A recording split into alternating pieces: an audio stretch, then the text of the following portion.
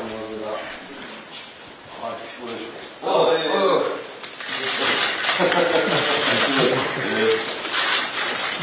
이렇게 당 대표님이 돼가지고 오시니까 아이고. 아주 보기 좋습니다. 네, 아이고. 그 이재명 정부의 첫 여당 원내대표 아니 여당 당대표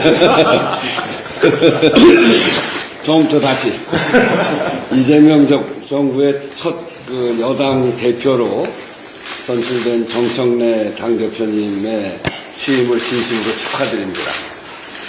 저와 정청래 당대표는 17대 국회 처음으로 같이 들어온 입사 동기인데요.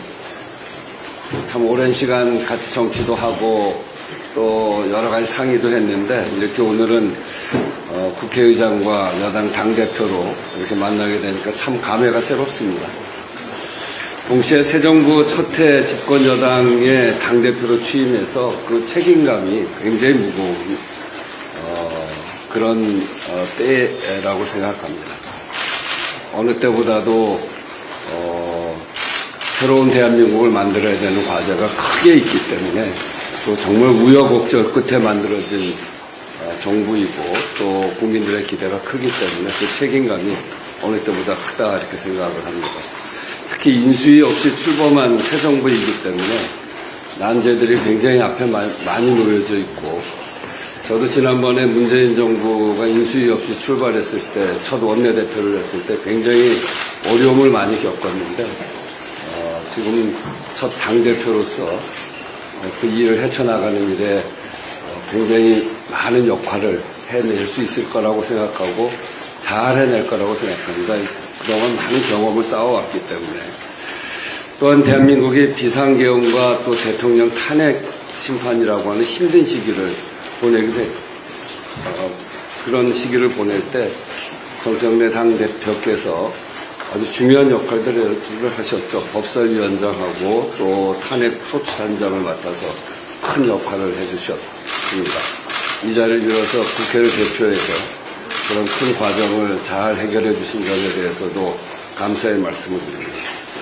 제가 얼마 전에 이재명 대통령님을 만나서도 그런 말씀을 한번 드렸는데 정치는 길을 내는 거라고 생각합니다. 경제와 민생이 지금 매우 어렵고 세계 정세가 급변하고 있기 때문에 그런 속에서 국익을 지키고 경제와 민생을 다시 일으켜 세우는 것 그것은 어떤 상황에서도 국민의 먹고 사는 문제, 국민의 삶을 편안하게 만드는 일 그것을 중심에 두고 노력을 해야 된다 이렇게 생각을 합니다. 저도 정청래 대표님과 함께 국민의 뜻을 받들고 올바른 길을 가기 위해서 늘 힘을 보태도록 하겠습니다.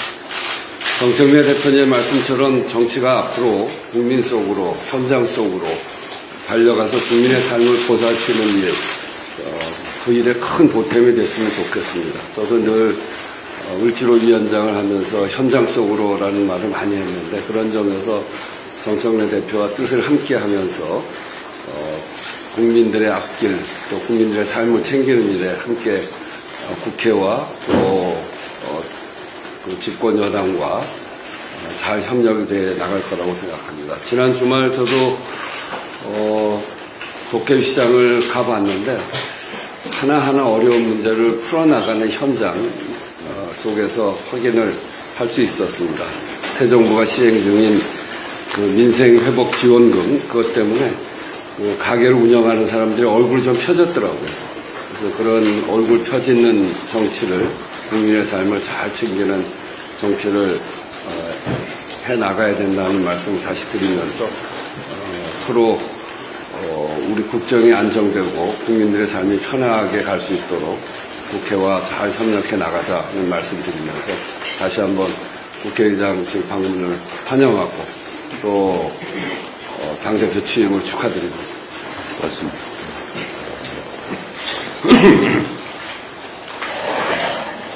장관 1시간밖에 못 주무셔가지고. 예. 제가 오늘 목소리가 아주 시원찮네요.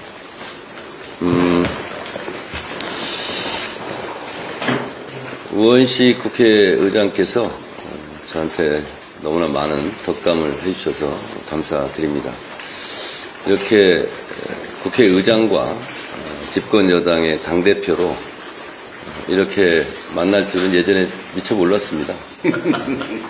개인적으로는 형님 동생 하면서 제가 굉장히 좋아하고 존경하는 선배인데 이렇게 공적인 자리에서 보니까 좀 어색하기도 좀 합니다. 우리 우원식 국회의장님 하면 몇 가지 장면이 떠오릅니다. 첫 번째 떠오르는 것은 우리 국민들께서도 다 기억하다시피 12.3 비상계엄 해제할 때 그 꽉 담은 입술, 그리고 이제 제자리로 다 돌아가라 했던 그런 단호한 모습, 그리고 국민들이 그 순간 안심했을, 그리고 환호했을 그 장면이 너무나 잘 생생하게 떠오르고 있고, 그리고 아마 우원식 의장님 개인적으로도 정치 인생에서 가장 빛나는 순간이 아니었을까. 물론 그만큼 고뇌도 많았을 것이고 그렇게 신속하게 결단을 하는데 개인적인 어려움도 있었겠지만 그걸 잘 헤쳐나간 리더십에 정말 감사드립니다. 또 하나의 장면은 부장님 그때 남양유업 사태 때인가요? 남양유업 사태가 터지고 나서 우리 당에 을지로위원회가 생겼습니다. 을지로위원회의 작품과 상징은 우원식 국회의원을 빼놓고 얘기할 수가 없죠. 그래서 우리 더불어민주당이 민생 정당, 그리고 을의 눈물을 닦아주는 그런 정당으로 국민들한테 자리 잡을 수 있도록 하는 데는 정말 산파 역할을 했고, 그리고 그 을지로위원회가 맥이 끊기지 않고 지금까지 계속 유지될 수 있었던 것은 우리 우원식 을지로위원장의 공이 아닌가 그런 생각이 듭니다. 또 하나는 제가 이번에 의장님 따라서 좀 배워서 저도 말을 했는데요. 현장에 답이 있다. 이 말씀을 항상 하셨거든요. 그래서 섬진강인가요? 어디 뭐 걷기도 하시고. 오대강 답을. 예. 그래서 현장 속에서 항상 답을 찾는 그 모습을 보면서 저도 그게 머릿속에 많이 남아 있었던지 당대표가 되자마자 첫 일정으로 호남의 나주 수현장 속으로, 현장 속으로. 와도 잘하셨어. 예, 이렇게 갈 수 있었던 것도 부지불식간에 우리 의장님의 그 말씀이 남아있지 않았는가. 그래서 그랬지 않았는가 그런 생각이 듭니다. 그래서 지금까지처럼 앞으로 좀 잘 지도해 주시기 바라고요. 그리고 국회는 아무래도 국회의장님이 역할이 매우 중요하기 때문에 앞으로 잘 부탁드린다는 말씀드리고, 제가 지난 대선 때는 호남의 골목골목 공동선대위원장으로 이번 대선의 시대정신은 내란종식 정권교체, 민주정부 수립이다. 그래서 헌법을 파기하고 민주주의를 공격했던 세력을 물리쳐 달라. 그래서 이재명 후보를 뽑아달라. 이렇게 열심히 외치고 다녔습니다. 정권은 교체되었고 민주정부는 수립되었습니다. 지금 이 시점의 시대정신은 내란 종식과 이재명 정부의 성공에 있다. 이렇게 생각을 합니다. 그래서 전당대회 기간 내내 제가 내란 세력 척결을 외쳤고, 그러기 위해서 검찰개혁, 언론개혁, 사법개혁을 속전속결로 처리해야 된다. 이렇게 주장을 많이 했습니다. 그것을 국회에서 완성을 하려면 아무래도 순간순간 의장님의 판단과 결단이 또 필요하다라는 생각이 들어서 검찰개혁, 언론개혁, 사법개혁, 그리고 내란 세력 척결에 따른 여러 가지 입법, 그리고 제도 개선, 이런 부분에 대해서 의장님께서 비상계엄을 해제할 때의 그런 결연한 심정으로 앞으로 결단을 많이 해주셨으면 좋겠다, 이런 말씀 드리고요. 또한 이 민생이 개혁이고 개혁이 민생인데 굳이 따로 말씀을 드리자면 민생개혁 입법 또한 우리 책임 있는 여당으로서 역할을 다 하려고 노력할 것이고, 그리고 그런 국민들의 피부에 와닿는 그런 민생 개혁 법안들도 때를 놓치지 않고 저희가 잘 추진할 테니 의장님께서 잘 도와주시기 바랍니다. 그리고 지금 필리버스터 중인데요. 제가 우리 조우석 비서실장님한테 들어보니 의장님이 너무 지금 애쓰고 힘쓰고 그래서 피곤하시다고 그랬는데 부의장 두 분 같이 좀 사회도 좀 보시고 하시면서 좀 이렇게 피로도 회복하시고 그렇게 하셨으면 좋겠습니다. 부의장 한 분이 지금 안 계세요. 그런 얘기를 들었습니다. 그래서 이럴 때 부의장님이 협조를 해야지. 어디 가셨나? 돌아오라. 주호영 의원님, 부의장님. 하여튼 뭐 전당대회는 끝났고 지금 당직 인선 중인데 그래서 제가 실사구 시험 탕평 인사를 하겠다고 말씀드렸고 그것을 실천하고 있습니다. 그래서 선거 때야 이편 저편으로 나누어서 경쟁을 하지만 선거가 끝나면 또 더불어민주당이라는 한 울타리 안에서 또 같이 내란 종식과 이재명 정부 성공을 위해서 노력을 해야 되니까 장도 이렇게 잘 추스려가면서 잘 할 테니 앞으로 의장님께서 더불어민주당이 추진하려고 하는 법안에 대해서 골든타임을 놓치지 않고 잘 될 수 있도록 협조해 주시고 그것이 의장님께서 생각하시는 국민의 뜻이 중심이 되는 국회의 실천이 아닌가 그런 생각이 듭니다. 고맙습니다.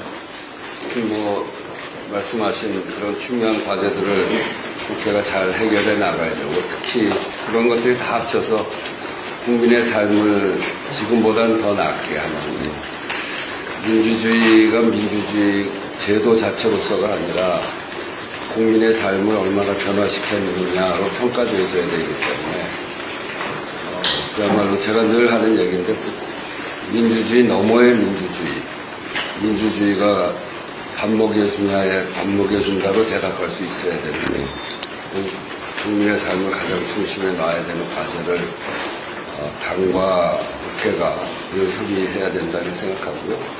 더 나아가서 사회의 대개혁, 이제는 새로운 사회를 어떻게 건설해 갈 것인가라고 하는 게 우리한테 아주 중요하게 주어진 과제이기 때문에 지난번 7월 17일 사회 대개혁을 위한 우리의 개헌 작업에 대해서도 우리가 같이 힘을 모아야 된다 이렇게 생각합니다.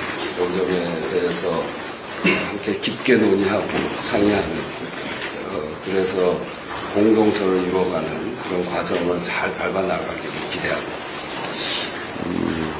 저도 한 말씀 더 보태자면 이재명 정부가 출범하자마자 코스피가 3천으로 뛰지 않았습니까? 대한민국의 경제 구조상 대외 의존성이 높고 우리가 수출로 먹고 사는 나라이기 때문에 외교안보 국방이 그만큼 더 중요하죠. 다른 나라에 비해서. 그래서 이 경제도 민주주의와 평화의 토양에서 자라는 나무다. 그것은 우리가 항상 잊어서는 안 될 아젠다이다 이렇게 생각을 하고 평화가 곧 경제고 민주주의가 곧 경제다. 특히 대한민국은 더 그렇다. 그렇게 본다면 이 민주주의와 평화를 해치는 그런 세력, 움직임 이런 부분들은 우리 국회가 잘 정화해 나가는 것이 우리 국민의 삶과 우리 대한민국의 경제를 위해서도 꼭 필요한 일이다 이런 생각이 듭니다. 이번에로